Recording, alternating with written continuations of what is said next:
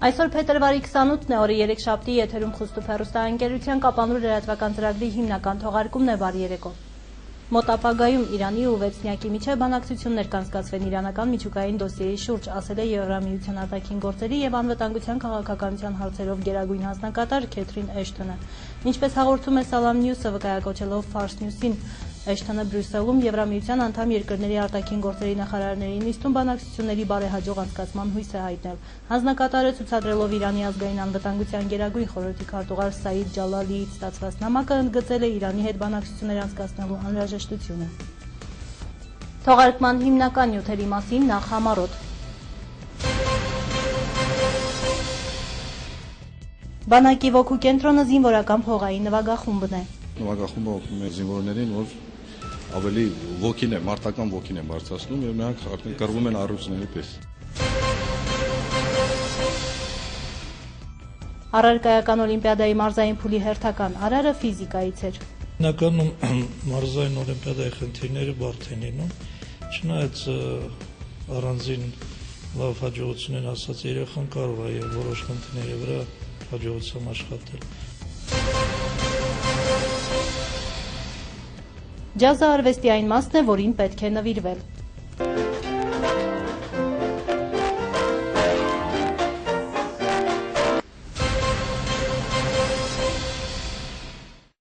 Հունվարին հանդիսավորությամբ նշեցինք հայոց բանակի կազմավորման 20-ամյակը,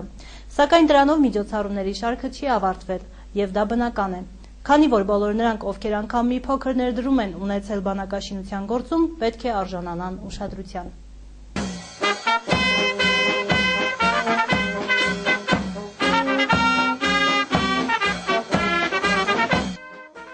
Զինվորական փողային նվագախումբը եղել ու մնում է մեր 20-ամյա բանակի անբաժանելի մասնիկը։ Այն մի առանձին շուք է հաղորդում բանակին, ինչը հատկապես երևում է պաշտոնական հանդիսությունների ու տոնական միջոցառումների ժամանակ։ Ուստի պատահական չէ, որ բանակի տոնին նվիրված հերթական միջոցառումը, որն այս անգամ կազմակերպել էր Ազատամարտի վետերանների միության Սյունիքի մարզային կառույցը, սկսվեց զինվորական նվագախմբի ելույթով։ Միջոցառմանը հրավիրվել էին ազատամարտիկներ, զոհված ազատամարտիկների հարազատներ եւ կազմակերպության շարքերում ընդգրկված քաղաքացիներ։ Միջոցառմանը ներկա ազատամարտիկներից 6-ը պարգևատրվեցին Պաշտպանության նախարարության 20-ամյակի հոբելյանական մեդալներով։ 8 ազատամարտիկներ արժանացան ազատամարտի վետերանների միության հուշամեդալին։ Պարգևներ ու նվերներ ստացան նաև զոհված ազատամարտիկների ծնողներն ու այրիները։ Ազատամարտիկների վետերանների միասնության հասարակական մեդալը ստանում են մեր կազմակերպության անդամները, կարող են նաև իրենք չեն մարտնչել, պատերազմական ուղի չեն անցել, ուղղակի մեր կազմակերպության անդամ են։ Դրանք ունենք շատ քիչ անդամներ, որը դեռ չեն խրախուսել։ Հիմնականում մեր մարտական ուղղանցած տղաներն են խրախուսում եւ վերջում տեսնենք մեր տղաներն են խրախուսենք, որոնք իրենց կամավոր կամքով մասնակցում են մեր կազմակերպության հասարակական աշխատանքներին։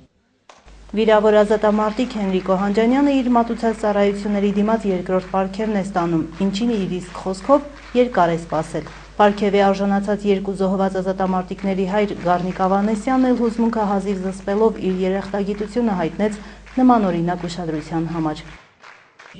Հետական պարգևավորումը ես շնորհակալություն եմ հայտնում, ոմս հիշում են, մոզմարանում չի։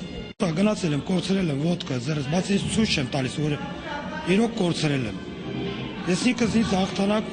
այն հաղթանակը ես ինքս իմ հոգով տանում եմ։ Ինձ նոր որ տվել են,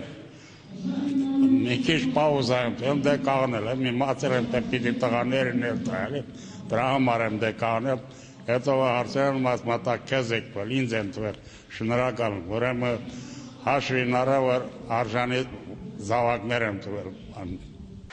Միջոցառման երկրորդ մասը նվիրված էր մայստրո Ֆելիքս Հայրապետյանի հիշատակին, ով երկար տարիներ ղեկավարել է Կապանի զինվորական փողային նվագախումբը։ Ազատամարտի վետերանների միության կողմից Ֆելիքս Հայրապետյանը հետմահու արժանացավ հուշամեդալի։ Զինվորական նվագախումբն այսօր ղեկավարում է նրա հետնորդը Սամվելը։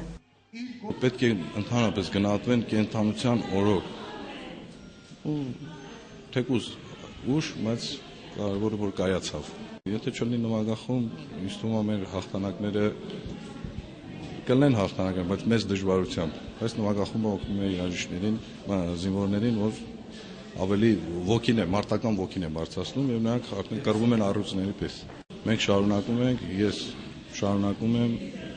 եւ աշխատում եմ անել այն, ինչ ինքը կիսատ է թողել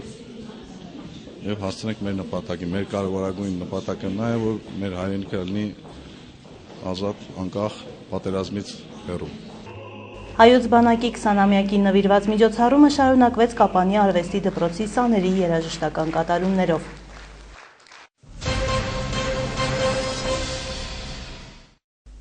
Կապանի արվեստի պետական քոլեջը կարող է եւ պետք է կարողանա մշակույթի ոչ մասսայական ճյուղերի գոյության եւ տարածման երաշխավորն ու պահապանը լինի։ Հանուն արդարության նշենք, որ կրթարանի տնօրինությանը մինչ այժմ հաջողվել է կատարել այս պարտականությունը։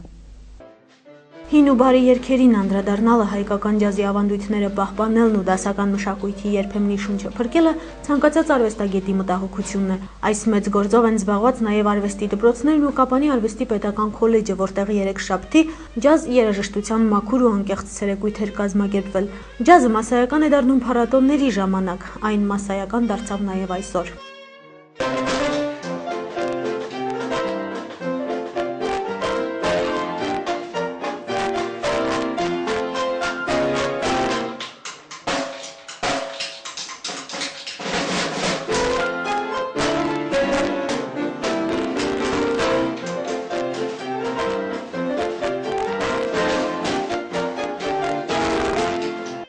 Ջազը չի սիրում փոփ երաժշտության պրոպագանդան ու մեծ դահլիճներ։ Այն կամերային ժանր է եւ համեմատելի չէ ոչ դասական, ոչ ժողովրդական, ոչ էլ փոփ երաժշտական ժանրերի հետ։ Այն եռանդը, որ ակնհայտորեն կար նախկինում, խմբային մտածելակերպ, սերը դեպի ջազը, այսօր չկա։ Ու երբ այսօրվա երաժիշտները լսում են այդ նվագախմբերին, իրենք էլ են ասում, այսօր մենք չենք կարող այսպես նվագել։ Ժամանակին կոմպոզիտորները շատ բծախնդիր էին, ամեն ինչ պետք է լիներ տեղը տեղին։ Կար փակ մի կառույց, որը հսկում էր, լսում ու ասում, սա լավ է, սա վատ։ Այսօր որպես այդպիսի արվեստի օջախներն են, որոնք փորձում են կրթել ու դաստիարակել հնարավորինս խելացի սերունդ։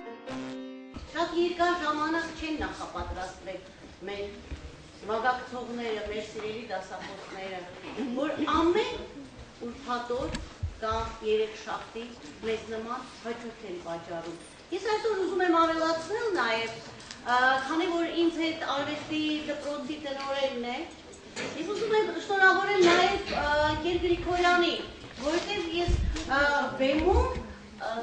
ավելի շատ տեսա նրա սաներին։ Ռեստորանային երաժշտությունը պիտի մնա ռեստորանի պատերի մեջ, իսկ այն երաժշտությունը, որով մենք հպարտանում ենք, պիտի մատուցվի։ Գովելի նախաձեռնություն է միայն, թե նմանատիպ ձեռնարկներ պետք է կազմակերպել պարբերաբար եւ ոչ թե առիթից առիթ։ Հուսանք քոլեջի պատասխանատուներին կհաջողվի այս բեռը եւս կրել, այլապես այլ կառույց դրանով չի զբաղվելու։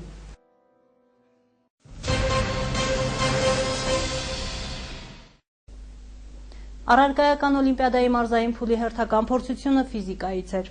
Քննական կենտրոնը ապահովել էր բոլոր պայմանները աշակերտի ուշադրությունը միայն առաջադրանքների կատարման վրա պահելու համար։ Կազմակերպական անթերությունից բացի ցավալին 2 մասնակցի բացակայություններ։ Հանրակրթական դպրոցների աշակերտները, ովքեր առարկայական օլիմպիադայի տարածքային փուլում ֆիզիկա առարկայից գրավել էին մրցանակային տեղեր, երեքշաբթի մասնակցեցին նաև մարզային փուլին։ Մեղրու և Կապանի տարածաշրջաններից ֆիզիկայի օլիմպիադային 20-ի փոխարեն ներկայացել էր 18 մասնակից։ Ըստ հանձնաժողովի նախագահ Սաշա Քարամյանի, 2 մասնակից չեն ներկայացել հիվանդության պատճառով։ Բնագիտական առարկաների դեպքում աշակերտներին աշխատելու համար տրվում է 3 ժամ։ Բավականին դժվար էր, սակայն հաղթահարել էր մի քանի խնդիրներ են։ Մասնակցել եմ մաթեմատիկա օլիմպիադային, դեռ չգիտեմ, տեսնեմ ինչ կլինի։ Գաղտնիք չէ, որ օլիմպիադայի համար ընտրվում են դպրոցական ծրագրից անհամեմատ բարդ առաջադրանքներ, որոնք կատարելու համար աշակերտը պետք է լավ պատրաստված լինի։ Հիմնականում մարզային օլիմպիադայի խնդիրները բարդ են լինում, չնայած առանձին լավ հաջողություններ հասած երեխան կարող է եւ որոշ խնդիրների վրա հաջողությամբ աշխատել, բայց ընդհանրապես խնդիրների մակարդակը բավականին բարդ է։ Անպայման պիտի աշխատվի, կամ երեխա մենակ պիտի աշխատի, կամ էլ իր ուսուցչի հետ մենակ դպրոցական դասընթացով, դասերով, հազիվ թե երեխան կարողանա օլիմպիադայում հաջողություն հասնել։ Ֆիզիկայի մասնագետ Սաշա Քարամյանը մտահոգություն հայտնեց, որ աշակերտների մոտ գնալով նվազում է ուսման հանդեպ ձգտումը։ Նաև չթաքցրեց, որ օլիմպիադայի հանրապետական փուլում մարզը ներկայացնող աշակերտներին լուրջ մրցակցություն է սպասվում։ Վերջին շրջանում բնագիտական առարկաների նկատմամբ եւ հատկապես այդ թվում նաեւ ֆիզիկայի նկատմամբ հետաքրքրությունը մարել է։ Ու դա ունի եւ իր սուբյեկտիվ եւ իր օբյեկտիվ պատճառները, բայց դե բոլոր դեպքերում պետության հիմքը ինձ թվում է բնագիտական առարկաներն է եւ այս բնագավառում որոշակի փոփոխություններ կամ ինչ որ առաջընթաց պետք է լինի, բայց մակարդակ ես չի համարել, որ բավարար է։ Եթե անգամ 1-2 երեխա կարողանան պայքարել Երևանի օրինակ ֆիզմատ կամ քվան դպրոցի աշակերտների հետ, որովհետև այն մակարդակ, որ մայրաքաղաքում է եւ մեր մարզում է, համեմատելի չի։ Իդեպ նախորդ տարի մարզը ներկայացնող աշակերտը ֆիզիկայի հանրապետական օլիմպիադայից վերադարձել է գովասանագրով, ինչը նույնպես գովելի է, եթե հաշվի առնենք, որ մեր աշակերտների մրցակիցները մայրաքաղաքի ֆիզիկա-մաթեմատիկական խորացված ուսուցում իրականացնող վարժարանների սաներն էին։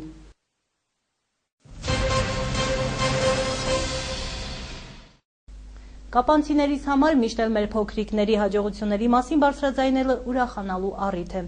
Մեր հաջորդ տեսանյութի երկու հերոսներին եւս հաջողվել է մայրաքաղաքում մարզկենտրոնի անունը հնչելի դարձնել։ Էդիթ Պրինտ հրատարակչության եւ Երևանի քաղաքապետարանի նախաձեռնությամբ փետրվարի 21-ին Երևանում կայացավ ընթերցանության հանրապետական առաջին մրցույթի եզրափակիչ փուլը, որտեղ կապանը ներկայացրեցին 6-րդ հիմնական դպրոցի աշակերտներ Լարիսա Հարությունյանը եւ Տիգրան Քոչարյանը։ Մարզային փուլում 58 բալ վաստակելով Լարիսա Հարությունյանը եզրափակիչում նույնպես հանդես եկավ բավականին լավ ցուցանիշներով։ Գուցե առաջիկայում Լարիսային ավելի մեծ հաջողություններ են սպասում, այնուամենայնիվ սա նրա առաջին հաղթանակն էր, որը ինչպես ինքն է ասում, երբեք չի մոռանալու։ Ընթերցանության հանրապետական մրցույթից ստացած տպավորություններս միշտ կմնան իմ հիշողության մեջ։ Ես հանդիպեցի ու շփվեցի Յուրի Սահակյանի, Երվանդ Պետրոսյանի, Դավիթ Գյուրջինյանի, Հովհաննես Թումանյանի թոռնուհու Իրմա Սաֆրազբեկյանի, Լիլիթ Տեր-Գրիգորյանի եւ ուրիշ շատ անվանի մարդկանց հետ։ Ես հասկացա, որ նրանք անսահման սիրով են սիրում ու ստեղծագործում երեխաների համար։ Ես շատ եմ սիրում ընթերցել։ Գիրքը իմ սիրելին է եւ ամենամոտ բարեկամը։ Մրցույթն անցկացվեց երկու փուլով՝ տեստային առաջադրանք եւ վիկտորինա, որից հետո կայացավ մրցանակաբաշխություն։ Լարիսայի ճկուն միտքն ու ճարտար լեզուն օգնեցին, որպեսզի նա կապանը պատշաճ կերպով ներկայացնի հանրությանը, իսկ գիրքը նա սիրել է դեռ փոքրուց։ Ես երկրորդ դասանց եմ սկսել գիրքը սիրել։ Գիտելիք, սովորեցնում է տառերը գրել, ընթերցել։ Որոշել է անձնական գրադարան ունենալ եւ դա նրան կարծես թե հաջողվում է։ Արդեն մի շարք գրքեր ունի, իսկ ամենաառաջին գիրքը Քարիլա եւ Դիմնա պարսկական առակների ժողովածուն գնել է մայրիկի հետ, մյուսները նվիրել են։ Իդեպ շատ է սիրում ծննդյան օրերին որպես նվեր գիրք ստանալ։ Լարիսայի ամենասիրելի գրողը Թումանյանն է, բայց նա կարդում է նաեւ օտարազգի գրողների ստեղծագործություններ։ Բանաստեղծություններն ու հեքիաթները նրա առօրյայի անբաժանելի մաս են կազմում։ Երբ հարցրեցինք գիրք թե համակարգիչ, Լարիսան ասաց. Գիրքը շատ բաներ է քեզ տալիս։ Դու համակարգիչում այդքան շատ բան չկա, ինչքան գրքում։ Դամա ես ավելի շատ եմ սիրում գիրքը, քան համակարգիչը։ Լարիսան նաև երգում է։ Մրցանակաբաշխության ժամանակ նա ներկաների համար երգեց Իմ կապան երգը։ Իմ կապան դու Սյունիքի պարծանք ու Սուրմատյան։ Իմ կապան քաղաք իմ հերոսության փառքի աղբյուր անսպար։ Այսքանը եթերում Խուստուփ հեռուստաընկերության Կապանուր լրատվական ծրագրի հիմնական թողարկումներ։ Ծանոթացեք նաև եղանակի տեսությանը։ Բարի գիշեր։